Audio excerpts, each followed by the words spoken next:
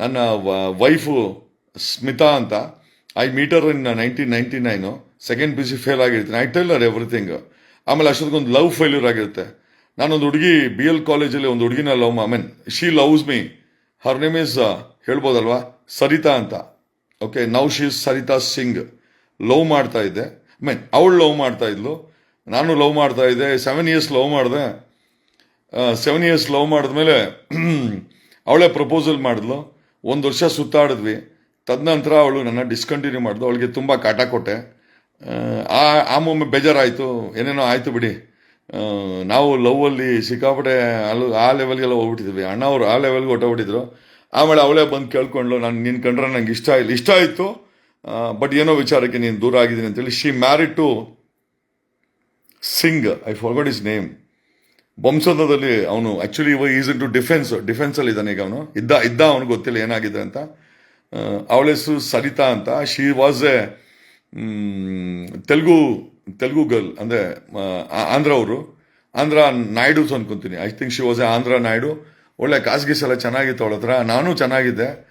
But ನಾನು ಅವಳನ್ನ ಏನಕ್ಕೆ ಡಿಸ್ಕಂಟಿನ್ಯೂ ಮಾಡಿದೆ ಅಂತ ಕೇಳಿದ್ದಕ್ಕೆ ಒಂದೇ ಒಂದು ಕಾರಣ ಹೇಳಿದ್ಲು. ಯಾರು ನನ್ನ ಫ್ರೆಂಡ್ ಹತ್ರ ಹೇಳಿದ್ಲು, ನಾನು ಅವಳನ್ನ ಮುಟ್ಟಿಲ್ಲ ಅಂತೆ. Can you just believe? I didn't touch her ಅಂತ. ನಾನು ಆಕೆನ ಟಚ್ ಮಾಡಿಲ್ಲ ಅಂತ. Because I use to never touch. Definitely ನನಗೆ ಭಯ ಆಯಿತು. ಒಂದು ಹೆಣ್ಮಕ್ಳನ್ನ ಟಚ್ ಮಾಡೋದು, ನನ್ನ ಗರ್ಲ್ ಫ್ರೆಂಡ್ ಅವರು ಕೂಡ ಅವಳನ್ನ ಟಚ್ ಮಾಡಿಲ್ಲ. ಆ ಒಂದು ಕಾರಣಕ್ಕೆ ಶಿ ಲವ್ ಮಾಡಿ ಕೈ ಕೊಟ್ಲು, ಮದುವೆ ಮಾಡ್ಕೊಂಡ್ಲು. ಏನೋ this was my love story till 1999. ನನಗೆ ಅದೇ ಬೇಜಾರಲ್ಲಿದೆ. ಹೆಣ್ಮಕ್ಳು ಕಂಡ್ರೆ ನನಗೆ ಆಗ್ತಾ ಇರಲಿಲ್ಲ, ಇವಳು ನನ್ನ ಕೈ ಕೊಟ್ಲಲ್ಲ ಅಂತ. Later in 1999 I met Smita Patel ಅಂತ. She was a Gujarati, studied in new Mumbai, ಕಾನ್ವೆಂಟಲ್ಲಿ ಓದಿದ್ದು. ಒಳ್ಳೆ ಸುಂದರವಾದಂಥ ಹೆಣ್ಮಗಳು, ಗುಜರಾತಿ. ನಮ್ಮ ಮೇಷ್ಟ್ರು ಅಕ್ಕನ ಮಗಳು. ನಮ್ಮ ಮೇಷ್ಟ್ರು ಬಯಾಲಜಿ ಹೇಳ್ಕೊಡೋರು RS ಜಾಧವ್ ಅಂತ, ಶಂಕರ್ ಜಾಧವ್ ಅಂತ. ಅವ್ರ ಅಕ್ಕನ ಮಗಳು. ಅವ್ರ ಅಕ್ಕ ಬಾಬಾ ಬಂದ್ಬಿಟ್ಟು ಮುಂಬೈನಲ್ಲಿದ್ದರು. ಅವ್ರಿಗೆ 3 ಜನ ಮಕ್ಕಳು. ನನ್ನ ಹೆಂಡತಿ ದೊಡ್ಡವಳು. ಸೇಮ್ ಏಜ್, ನಮ್ಮಿಬ್ಬರು ಸೇಮ್ ಏಜು. 1999 ನಾನು ಅವ್ರ ಮೇಷ್ಟ್ರು ಮನೆಯಲ್ಲಿ ಭೇಟಿ ಮಾಡ್ತೀನಿ. ಆ್ಯಕ್ಚುಲಿ ಅವಳ ಮೇಲೆ ಲವ್ ಆಗಿದ್ದು ಒಂಥರ ವಿಚಿತ್ರ.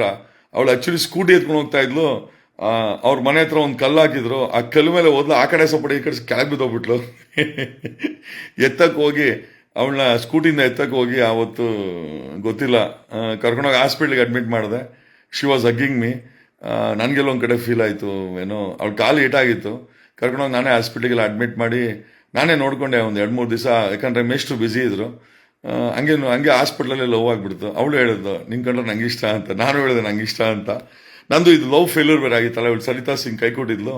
ಸೊ ನಾನು ಹೊರಗಡೆ ಬರ್ಬೇಕಾಯ್ತು. ಐ ಟೋಲ್ಡ್ ಹರ್, ನಾನು ಅವಳನ್ನ ಮರೆಯೋಕ್ಕಾಗ್ತಾ ಇಲ್ಲ ಅಂತ. She told don't worry, I am there ಅಂತೇಳಿ. ಸೊ ಇದೇ ಥರ ಎಲ್ಲ ಆಗಿದ್ದು. ಮದುವೆ ಆಗ್ತದೆ 2022ರಲ್ಲಿ. 2023ರಲ್ಲಿ ಮಗು ಆಗುತ್ತೆ. 2002ರಲ್ಲಿ 1ರಲ್ಲಿ ಮದುವೆ ಆಗುತ್ತೆ ಮುಂಬೈನಲ್ಲಿ. ವಿ ಗೆಟ್ ಮ್ಯಾರಿಡ್ ಅಂಡರ್ ಆರ್ಯ ಸಮಾಜಲ್ಲಿ ಮದುವೆ ಮಾಡ್ಕೊತೀನಿ. ಹಿಂದೂ ಸಂಪ್ರದಾಯಗಳನ್ನು ದೂರ ಇಟ್ಟು ಆರ್ಯ ಸಮಾಜ ರೀತಿನಲ್ಲಿ ನಾವು ಮದುವೆ ಮಾಡ್ಕೊಂತೀವಿ. ಬೆಂಕಿಗೆ ಅಲ್ಲಿ ಅದೇ ಮಾಡಿ ಅವ್ರ ತಂದೆ ತಾಯಿ ಮದುವೆ ಮಾಡ್ತಾರೆ. ಬ್ಯಾಂಗ್ಳೂರ್ ಬಂದ್ಮೇಲೆ ನಮ್ಮ ತಂದೆ ತಾಯಿ ಮತ್ತೆ ಇಲ್ಲೊಂದು ಮದುವೆ ಮಾಡ್ತಾರೆ. ಒಂದೇ ಹುಡುಗಿನ 2 ಸರಿ ಮದುವೆ ಆಗಿದ್ದೀನಿ. Okay, this is my love story. ಮಗ ಆಗ್ತಾನೆ 1 ವರ್ಷದಲ್ಲಿ, ಆರ್ಯ ಹುಡ್ತಾನೆ. ಆ್ಯಂಡ್ ಲೇಟರ್ ಅವನಿಗೆ ಎಜುಕೇಷನ್ಗೆ ಸೇರ್ಸೋಕೆ ಹೋಗ್ತೀವಿ 2005 ಅನ್ಕೊಂತೀನಿ. ರ್ಯಾನ್ ಇಂಟರ್ನ್ಯಾಷನಲಿ ಅಲ್ಲಿ ಬರೀಬೇಕಾದ್ರೆ ಸೆಕೆಂಡ್ PUC ಅಂತ ಬರ್ತೀನಿ. ನಾನು ಹೆಂಡತಿಗೆ ಫೀಲ್ ಆಗುತ್ತೆ. ಯಾಕಂದರೆ ಅವಳ ಹತ್ರ ಚೆನ್ನಾಗಿ, ಅವಳು ಕಾನ್ವೆಂಟಲ್ಲಿ ಓದೋಳು. She was a merit student. ಕಾನ್ವೆಂಟಲ್ಲಿ ಓದಿದ್ದು, ಒಳ್ಳೆ ಇಂಗ್ಲೀಷ್ ಇತ್ತು ಆ್ಯಂಡ್ ಒಳ್ಳೆ ಕಮಾಂಡಿಂಗ್ ಇತ್ತು. ಅವಳು ಹೇಳ್ತಾಳೆ, ನಾನು ನೋಡಿದ್ರೆ ಮಾಸ್ಟರ್ ಡಿಗ್ರಿ, ನೀವು ನೋಡಿದ್ರೆ ಸೆಕೆಂಡ್ PUC ಫೇಲು ಅಂತ ಹೇಳ್ತಾಳೆ. ಆವಾಗ ಸ್ವಲ್ಪ ನಮಗೆ ಹಣಕಾಸಿಗೆ ತೊಂದರೆ ಇತ್ತು. ಆಗ ಹೇಳ್ತಾಳೆ, ಯು ಜಾಯಿನ್ PUC ಅಂತ ಹೇಳ್ತಾಳೆ. ನಾನು ಹೇಳಿದೆ, ನನ್ನ ಫ್ರೆಂಡ್ಸ್ ಎಲ್ಲ ಡಾಕ್ಟರ್ಸ್ ಆಗ್ಬಿಟ್ಟಿದ್ದಾರೆ, ನನಗೆ ಓದೋಕ್ಕೆ ಇಷ್ಟ ಇಲ್ಲ, ದುಡ್ಡು ಬಟ್ ಶಿ ಫೋರ್ಸ್ಫುಲಿ, ನಮ್ಮ ಹತ್ರ ದುಡ್ಡು ಇರಲಿಲ್ಲ. ಅವಳ ಕತ್ತಲ್ಲಿ ಚೈನ್ ಇತ್ತು.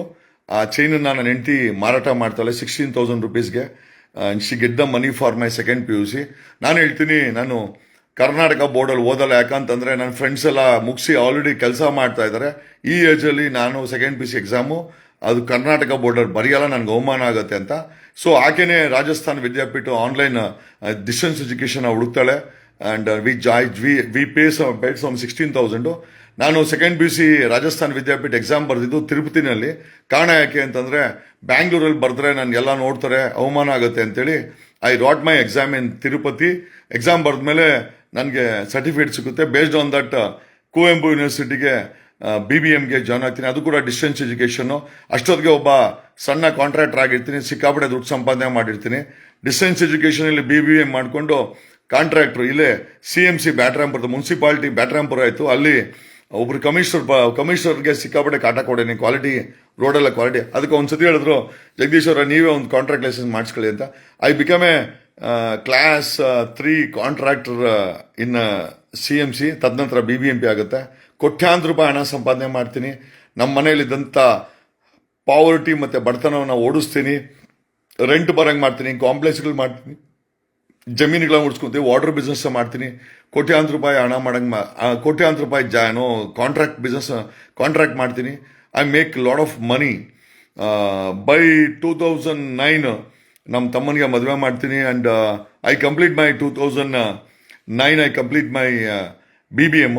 ಅಷ್ಟೊತ್ತಿಗೆ ಕಾರ್ಪೊರೇಟರ್ ಆಗಬೇಕು ಅಂತ ಆಸೆ. ಇಲ್ಲೊಬ್ಬ ಅಶ್ವಥ್ ಅಂತ ನನ್ನ ಸ್ನೇಹಿತ ಇದ್ದ, ಅವನು ಕಾಂಪೀಟ್ ಮಾಡ್ತಾ ಇದ್ದ. ಸೊ ನಾವಿಬ್ಬರು ಕಿತ್ತಾಡ್ಬಿಡ್ತೀವಿ. ಸೊ ಅವ್ನು BJPಲಿ ಇದ್ದ. ಅವಾಗ ನಾನು ಐ ಸ್ಟಾರ್ಟ್ ಹೇಟಿಂಗ್ ಹಿಮ್. ಅಲ್ಲಿ ನಾನು ನಿಂತ್ಕೊಂಬ ಜಾಗನ ಅವನೇನು ಮಾಡ್ತಾನೆ, ಆ ಶೋಗೆ ಹೇಳ್ಬಿಟ್ಟು ಆ ಟೈಮಲ್ಲಿ ಅದನ್ನು ಫೀಮೇಲ್ ಮಾಡಿಬಿಡ್ತಾನೆ. ಅಂದರೆ ಹೆಣ್ಮಕ್ಳಿಗೆ ರಿಸರ್ವೇಷನ್ ಆಗುತ್ತೆ. ನಾನು ಎಲೆಕ್ಷನ್ ನಿಂತ್ಕೊಳಕ್ಕಾಗಲ್ಲ. ಸ್ವಲ್ಪ ಡಿಪ್ರೆಸ್ ಆಗ್ತೀನಿ. ಡಿಪ್ರೆಸ್ ಆದಾಗ ನನ್ನ ಲೈಫಲ್ಲಿ ಬರೋದೆ ಡಾಕ್ಟರ್ ದೀಪಾ ಅಂತ. ಅವಳು ಆ್ಯಕ್ಚುಲಿ ನನ್ನ ಕ್ಲಾಸ್ಮೇಟು. ಅವಳು ನಂಗೆ ಪರಿಚಯ ಆಗ್ತಾಳೆ. ಅವಳು ಹೇಳ್ತಾಳೆ, ಜಗದೀಶ್ ನೀನು ಪೊಲಿಟಿಕ್ಸ್ ಎಂಟ್ರಿ ಆಗಬೇಕಂದ್ರೆ you have to study law and become a lawyer ಅಂತ. ನಾನು ಹೇಳಿದೆ, ಪೊಲಿಟಿಕ್ಸ್ಗೂ ಲಾಯರ್ಗೆ ಏನು ಸಂಬಂಧ ಅಂತ. ದೆನ್ ಶಿ ಅಡ್ವೈಸಸ್ ಮೀ, ಒಬ್ಬ ರಾಮ್ ಜೇಠ್ಮಲಾನಿನ ಇವತ್ತು BJP ಅವರು ಮತ್ತೆ ಬೇರೆ ಬೇರೆ ಪಕ್ಷದವ್ರು ಹಿಡ್ಕೊಂತಾರೆ. You will become a Ram Jethmalani if you study law. ನಿನ್ನಲ್ಲಿ ಅದನ್ನ ನಾನು ಕಾಣ್ತಾ ಇದ್ದೀನಿ ಅಂತ. ಸೊ ಕಾರಣಾಂತರಗಳಿಂದ ಒಬ್ಬ ಸ್ನೇಹಿತೆ, ನನ್ನ ಸ್ಕೂಲ್ ಮೇಟ್, ಅವಳು PUC ಮೇಟು. ನಾನು PUC ಫೇಲ್ ಆಗ್ತೀನಿ ಸೈನ್ಸು. ಆಕೆ ಪಾಸ್ ಆಗಿ she becomes N homeopathic doctor Deepa ಅಂತ. ಓಕೆ. ಆ್ಯಂಡ್ ಆಕೆನೇ ಹೇಳ್ತಾಳೆ, ಅಡ್ವೈಸ್ ಮಾಡಿ ನನ್ನನ್ನು ವಿವೇಕಾನಂದ ಲಾ ಕಾಲೇಜಲ್ಲಿ ಲಾಕ್ ಸೇರಿಸ್ತಾಳೆ. ಐ ಥಿಂಕ್ ಇನ್ 2010 ಅವಳ ಜೊತೆನೆ ನನ್ನ ಕಾರಲ್ಲಿ ಅವಳನ್ನ ಕರ್ಕೊಂಡೋಗಿ ಅಡ್ಮಿಷನ್ ಆಗ್ತೀನಿ. ನನ್ನ ಹೆಂಡತಿಗೆ ಅದು ಇಷ್ಟ ಇರೋದಿಲ್ಲ. She starts hating doctor Deepa. ಅಲ್ಲೇ ಸ್ವಲ್ಪ ಡಿಸ್ಪ್ಯೂಟ್ ಶುರು ಆಗುತ್ತೆ. ಅವಳು ಯಾಕೆ ನಿಮ್ಮನ್ನು ಕರ್ಕೊಂಡೋಗಿ ಲಾಕ್ ಸೇರಿಸಲು ಅಂತ. ನಾವಿಬ್ರು ಪ್ರೀತಿ ಮಾಡಿ ಮದುವೆ ಆಗಿದ್ದಲ್ಲ, ಎಲ್ಲೋ ಒಂದು ಕಡೆ ನನ್ನ ಹೆಂಡತಿಗೆ ಅದು ಬೇಜಾರಾಗುತ್ತೆ. ನಾನು ಆ ಅನುಮಾನವನ್ನ ದೂರನೇ ಮಾಡೋಕ್ಕೆ ಪ್ರಯತ್ನ ಪಟ್ಟೆ, ಬಟ್ ಆಗಲಿಲ್ಲ. ಹೆಣ್ಮಕ್ಳು ಒಂದ್ಸತಿ ಅನುಮಾನ ಬಿಟ್ಟರೆ ಅದು ಹೋಗಲ್ಲ. She was my very good friend. Doctor Deepa was very good friend. 2010 ಅವಳು ಹೇಳಿದ್ಲು, ಒಂದಲ್ಲ ಒಂದು ದಿವಸ ನಾನು ನಿನ್ನ ಜೀವನದಲ್ಲಿ ಇರ್ತೀನೋ ಇಲ್ಲೋ ಗೊತ್ತಿಲ್ಲ, ಬಟ್ ಡೆಫಿನೆಟ್ಲಿ ಒಬ್ಬ ರಾಮ್ ಜೇಠ್ಮಲಾನಿನ ಮೀರಿಸುವಂಥ ಅಡ್ವೊಕೇಟ್ ಆಗ್ತೀಯ ಅಂತೇಳಿ ಅವಳು ಭವಿಷ್ಯ ನೋಡಿದ್ಲು. ಇವತ್ತು ಅವಳ ಭವಿಷ್ಯ ನಿಜ ಆಗಿದೆ. ಅವಳು ನಮ್ಮ ಲೈಫಲ್ಲಿ ಇಲ್ಲ. ನನಗೆ ಗೊತ್ತಿಲ್ಲ ಎಲ್ಲಿದ್ದಾಳೆ ಅಂತ. ಅವಳ ಸಂಪರ್ಕದಲ್ಲೂ ನಾನು ಇಲ್ಲ. ಬಟ್ ಆದರೂ ಕೂಡ ಅವಳು ಕೊಟ್ಟೋದಂಥ ಒಂದು ಮಾತಿದೆಯಲ್ಲ, ಅಥವಾ ಭವಿಷ್ಯ ನೋಡಿದ ಮಾತಲ್ಲ. ಆ್ಯಕ್ಚುಲಿ ಈ ಒಂದು ಮಾಧ್ಯಮದ ಮುಖಾಂತರ ನಾನು ಡಾಕ್ಟರ್ ದೀಪಾಗೆ, my really good friend, I really miss you. ನೀನು ನುಡ್ದ ಭವಿಷ್ಯ ನಿಜ ಆಯಿತು ಡಾಕ್ಟರ್ ದೀಪಾ. ನನಗೆ ಗೊತ್ತಿಲ್ಲ ನೀನು ಎಲ್ಲಿದ್ದೆ ಅಂತ. ನಾನು ಪ್ರಯತ್ನ ಬಿದ್ದೆ ನಿನ್ನ ಹುಡ್ಕೋಕ್ಕೆ.